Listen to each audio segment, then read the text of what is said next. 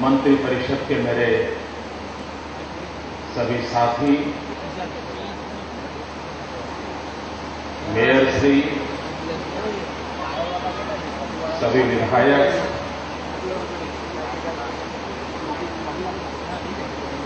FICCI के मित्र,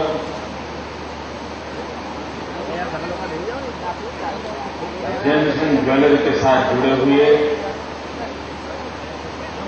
सभी उद्योगकार,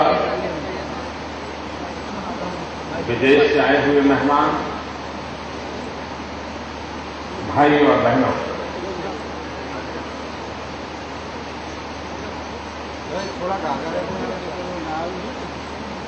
ये मेरे लिए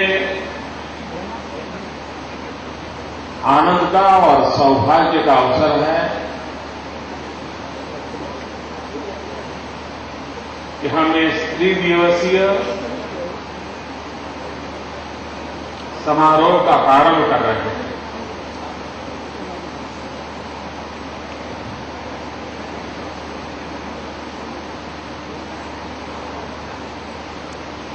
आज पूरे देश में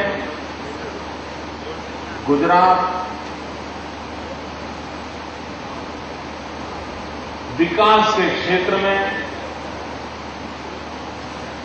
एक मॉडल के रूप में मान्य प्राप्त हो गया है। देश में कहीं पर भी विकास की अगर चर्चा होती है तो गुजरात की चर्चा बहुत स्वाभाविक है। लेकिन मित्रों, अभी भी अन्य प्रदेशों में या अन्य लोग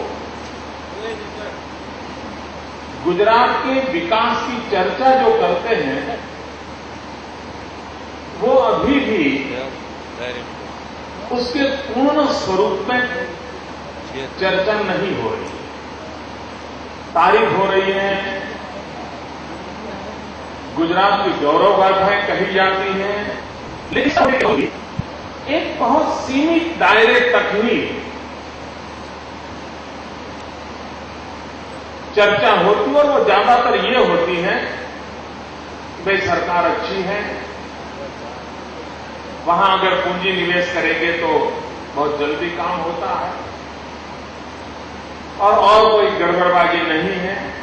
ऐसी 2-3 चीजों के आसपास ही ये चर्चा होती है। मैं समझता हूं कि अब जो समय है वो इन सीमित चर्चाओं को और उसी का गौरव करते रहने का समय नहीं है। अगर सचमुच में गुजरात विकास के क्षेत्र में देश के सामने एक नई आशा बना है तो उसका कारण सिर्फ इन्वेस्टमेंट नहीं है, सिर्फ गुड गवर्नेंस नहीं है, सिर्फ ट्रांसपेरेंसी नहीं है, लेकिन और भी पहलू हैं। अगर उसकी तरफ हमारा ध्यान जाएगा तो गुजरात की आने वाली कल कैसी होगी उसका भली भांति हम अंदाज कर सकते हैं। और मित्रों, विकास वो नहीं होता है कि जो पहले 10 नंबर पे थे, हम 9 नंबर पे आए, पहले 9 थे, अब 6 पे आए। मैं मित्रों उस स्पर्धा में ज्यादा इंटरेस्टेड नहीं हूं और उसका कारण है कि हम ऑलरेडी 1 नंबर पे कई दिनों से चल रहे हैं और हम तो चाहें कि जिन क्षेत्रों में आज हम नंबर 1 पर हैं कोई और आए और कुछ जोड़ लगाएं, उस 1 नंबर को वो प्राप्त करे ताकि अल्टीमेटली देश का भला हो। लेकिन हम ग्रीन फील्ड की ओर फोकस कर रहे हैं। हम नए क्षेत्रों पर फोकस करना चाहते हैं। हम एक विजुलाइज करते हैं कि आने वाली स्थिति कैसी बदली जा सकती है और आने वाले दिनों में इस ग्लोबल एरा में सी चीजें एडवांस में शुरू करें ताकि हम उसमें अगुवा बन सके। और इसलिए मित्रों, अगर आने वाले दिनों में गुजरात का मूल्यांकन होना है तो मेरा आग्रह है कि वो कौन सी नई चीजों को गुजरात कर रहा है, गुजरात के नए इनिशिएटिव में कौन सा विजन है, गुजरात जिन विजन को लेकर के चलना चाहता है वह विजन आने वाले कितने सालों तक आर्थिक सामाजिक जीवन पर प्रभाव पैदा करने वाला है। अगर इन तराजू पर तोला जाएगा तो मैं मानता हूं कि गुजरात को सही अर्थ में जान पाएंगे और विकास के इस सही मॉडल को देश देख पाएगा। मैं उदाहरण के तौर पर बताना चाहता हूं, Delhi Mumbai industrial corridor, UCO एक डेडिकेटेड रेल लाइन, ये भारत सरकार और जापान का मिलकर के और कंसर्न राज्यों को मिलकर के एक प्लान बना। सारे देश में कागज पर लकीरें खींची जा रही हैं, ये ट्रैक कहां से जाएगा, कैसे मोड़ेगा, ये सारे देश में पिछले 3 साल से चल रहा है। गुजरात की विशेषता ये है मित्रों कि जब दिल्ली मुंबई इंडस्ट्रियल कॉरिडोर ये सपने में भी किसी को नहीं था, पता तक नहीं था हिंदुस्तान में ऐसी कोई योजना आने वाली है, उस समय 2004 के बजट में हमारी सरकार ने एक योजना रखी और वो योजना ये थी कि गुजरात के अंदर जितने भी मुख्य मार्ग हैं, मेन रोड हैं, वे आमतौर पर नॉर्थ साउथ है, जयपुर या राजस्थान से आते हैं और महाराष्ट्र में प्रवेश कर जाते हैं, सभी वर्टिकल वे ही चल रहा है। अगर सचमुच में गुजरात का विकास करना है तो हमने हॉरिजॉन्टल इंफ्रास्ट्रक्चर की ओर ध्यान देना चाहिए और 2004 के बजट में 3000 करोड़ रुपयों की लागत से 9 हॉरिजॉन्टल हाईवे, जो कभी शामलाजी से निकलता है पोरबंदर जाता है, डाकोर से निकलता है जूनागढ़ जाता है, यानी गुजरात के मैप को आप देखेंगे तो 9 रास्ते जो गुजरात की पूर्व पट्टी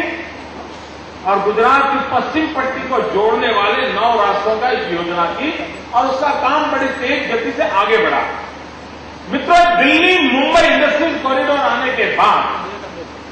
आपको जानकर के हैरानी होगी मित्रों कि विजन किस प्रकार से स्पार्क करता है। When we are in the center of sparkle, vision कैसे स्पार्क करता है। आज दिल्ली मुंबई इंडस्ट्रियल कॉरिडोर से वो 9 रास्ते उसके बीच से गुजरते हैं और वो 9 जगह पे एक प्रकार से पूरे हिंदुस्तान को काम आए वैसे लॉजिस्टिक सपोर्ट के हब वहां पर नए आ रहे हैं। हजारों करोड़ रुपयों का पूंजी निवेश, गरीब से गरीब के रोजगार की संभावना, और कल तक जहां कुछ नहीं है, आज भी जहां कुछ नहीं है, वहां आने वाली कल सबसे ज्यादा समृद्ध होगी। ये मैं कहना चाहता हूं कि विजन किसको कहते हैं।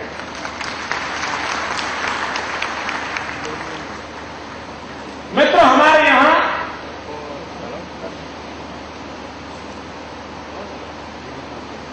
हमारा अहमदाबाद भारत के मैनचेस्टर के रूप में जाना जाता है। वहां पर हमारा मिल उद्योग, कपड़े की मिलें, वही एक गुजरात का उद्योग, उसी वही की पहचान थी और उस पर हमें इतना गर्व था कि हम अगल बगल का कुछ देख ही नहीं पाए कि इतनी बड़ी बड़ी ये चिमनियां जो हैं ये धुआं निकालने की हाई राइज जो व्यवस्थाएं हैं गुजरात की धरती पर आते ही वो नजर आती हैं। वे कभी टूट भी सकती हैं, कभी ध्वस्त भी हो सकती हैं, वहां पर भी रोजगार खत्म हो सकता है। और विजुलाइज न करने के कारण कभी टेक्नोलॉजी अपग्रेडेशन नहीं किया, कभी मार्केट एडवेंचर एक्टिविटी नहीं की और कभी बदलते हुए युग की आवश्यकता के अनुसार परिवर्तन नहीं किया और स्थिति ये आई कि धीरे धीरे धीरे टेक्सटाइल इंडस्ट्री हमारे यहां से उस जगह से हट गई।